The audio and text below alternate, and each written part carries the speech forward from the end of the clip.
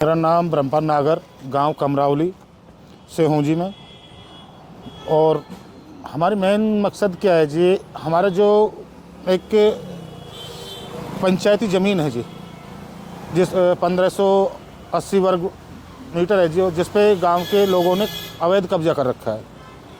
वो हमारे ग्राम सभा में भी वो पास हो चुकी है। जब हमारे मनोहर लाल खट्टर जी बड़ौली आए थे तो बारात घर के लिए घोषणा की थी, वो उन्होंने मंजूर कर दी। उसका 65 लाख रुपए भी आ चुका है।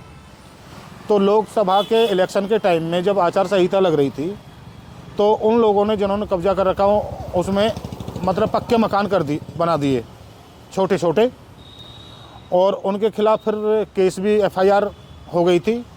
FIR होने के बाद फिर उन्होंने SDM कोर्ट में सरपंच के खिलाफ उसी ज़मीन के मैटर में केस कर दिया। वहाँ से भी सरपंच साहब जीत गए। कौन कौन? वो थे देवराज और राजपाल उर्फ भोला और राखी पंच। हाँ जी, तो वहाँ से भी वो जीत गए। तो उसके बाद वो गांव में क्या कहते हैं कि हमने गौरव गौतम का साथ दिया और गौरव गौतम हमसे ये बोल रहे हैं कि तुम्हारी ज़मीन को कोई कुछ नहीं हो सकता जब तक मैं बैठा हूँ। कौन कौन लोग ये दावे कर रहे हैं? था ये भोला, राजपाल उर्फ भोला और देवराज और उनके घर परिवार वाले। अब आपका क्या कहना है इस मामले में? मेरे इस मामले में क्या, अभी तो हम ये देख रहे हैं कि अगर ये बात मानते हैं तो ठीक है, पहले हम कृष्णपाल जी के पास जाएंगे, उसके बाद हम CM साहब के पास जाएंगे। अगर वो भी सुनवाई नहीं करेंगे तो फिर हम हाई कोर्ट जाएंगे। वजह क्या है आपके ये इतना क्यों कुछ हो रहा है? गौरव गौतम क्यों ऐसा कह रहे हैं?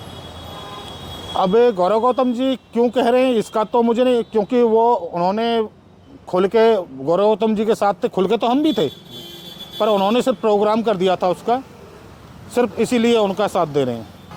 राजनीति के भावना से ही काम हो रहा है, और इस तरीक़ा से काम अगर होंगे तो फिर आगे के भविष्य खराब है। इस ज़मीन के बारे में सरकार ने भी कोई घोषणा की थी, कोई ग्रांट वगैरह? हाँ जी, सरकार ने घोषणा की थी, और सेवा मित्र जो हरियाणा सरकार ने बनाई थी कि जो ज़मीन खाली हैं गाँव में वो पंचायत की हैं, और जिसमें लोग बागों ने मकान बना रखे वो उनकी है। तो ये जब तक के 2022 तक ये बिल्कुल खाली प्रॉपर्टी थी। ड्रोन मैपिंग जो हुई थी सरकार की उसमें भी खाली है, आप आज भी चेक कर सकते हो, उसमें खाली है। हाँ जी, घोषणा हमारे CM खट्टर साहब ने घोषणा करी थी बारात घर के लिए। ये 2023 में जब बड़ौली आए थे, उन्होंने कही थी कि आप जगह दो और बारात घर मैं बनवाऊंगा। तो उसके 65 लाख रुपए आ भी चुके हैं और उसका टेंडर भी लग चुका है। राशि हमारी उसकी अटकी हुई है शिवधाम की, जिसके 18 लाख रुपए हमारे अटके हुए हैं। मतलब 52-53 गाँव लगते हैं हमारे विधानसभा में, तो 50-51 गाँवों की राशि आ चुकी है। कमरावली और एक गाँव और है, और उस गाँव का मैं नाम भूल रहा हूँ, उन 2 गाँवों के पैसे रोके हुए हैं। तो अब आगे आपका क्या वो है अभियान? आगे का अभियान यही है कि अगर काम होता है ठीक है, हम तो लड़ाई लड़ेंगे, कोर्ट के थ्रू लड़ेंगे, और आगे को फिर जो भी हमें दिख रहा है जो गलत कर रहा है उसका साथ हम कभी नहीं देंगे।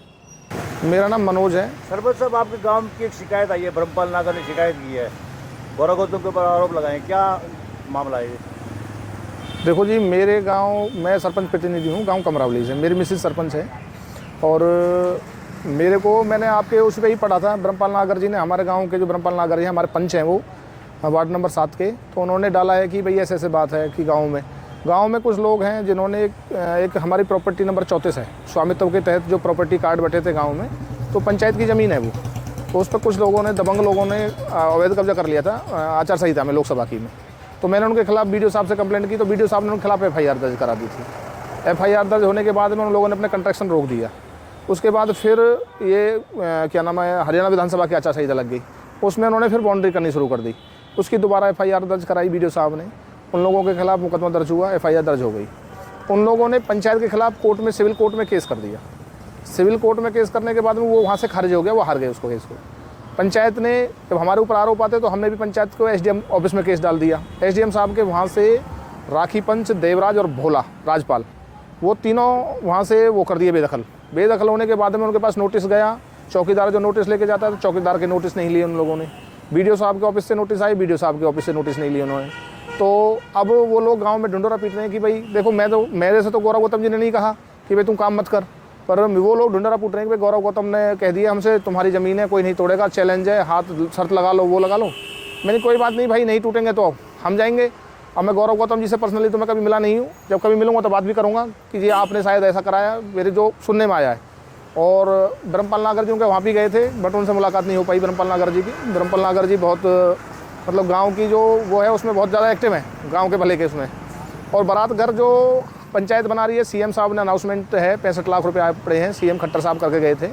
65 लाख रुपए में राशि आई पड़ी है, एक्शन ऑफिस में टेंडर लग गया है, पर कुछ दो बंगलों के जो काम नहीं करने दे रहे हैं, ठेकेदार को मना कर दिया काम करने के लिए, उससे कह दिया तेरे में गोली मार देंगे, ये कर देंगे, वो कर देंगे।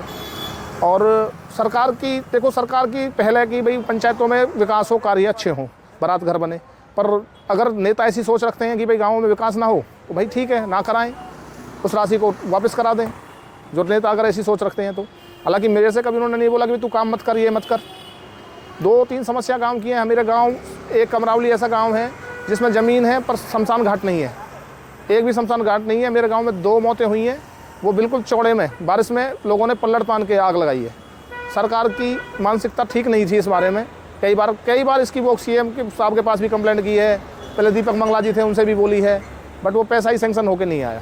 अब गांव ने कुछ पैसा इकट्ठा करके धीरे धीरे लोगों से आपस में डिस्ट्रीब्यूट किया है, और अब हम एक शमशान घाट का एक वो बना रहे हैं, 4 दीवारी करा के एक साइड बना रहे हैं पंचायत के, थोड़ा बहुत पंचायत से कुछ गांव से पैसा उगाया है। आरोप लगाया ब्रह्मपाल नागर ने कि ये ना गौरव गौतम बदले की भावना से काम कर रहे हैं राजनीति। देखो, गौरव गौतम जी ने मुझसे तो कभी पर्सनली कहा नहीं है, और अफसरों से कहा हो तो उसके बारे में मुझे पता नहीं है। मैं अफसरों से मिला हूँ, पर अफसरों का जो जवाब है वो संतोषजनक नहीं है। मैं कई बार अफसरों से मिला हूँ कि मैंने सर इसमें क्या करना है, इसके ना इनके खिलाफ पुलिस प्रोटेक्शन दिलाओ, तो अफसर मतलब बात को गुमराह कर देते हैं। क्लियरली अभी अफसरों ने कुछ नहीं बोला है कि भाई क्या करना है क्या नहीं करना है। तो आप कोई FIR भी दर्ज करा दें?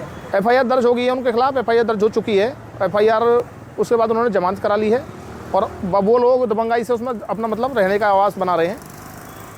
अब कोई आने वाले टाइम में जैसा कि मामला तन रहा है, कोई झगड़े की आशंका भी आपको? झगड़े की आशंका तो है, हम इसलिए तो पुलिस प्रोटेक्शन ले रहे थे। उस जगह को अगर खाली हो जाएगी तो झगड़ा नहीं होगा गांव में। देखो, हम गांव ने सरपंच बनाए हैं गांव के भले के लिए, गांव के भविष्य के लिए।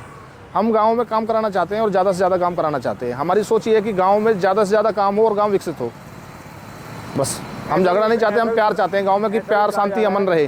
कि पलवल विधानसभा क्षेत्र में अधिकांश सरपंच जो है, पंच, सरपंच, जिला परिषद, नगर पार्षद सारे कांग्रेस की तरफ चले गए थे। देखो, ये तो सबका अपना अपना मत है, कोई किसी के साथ रहता है, कोई किसी के साथ। लोकतंत्र है ये।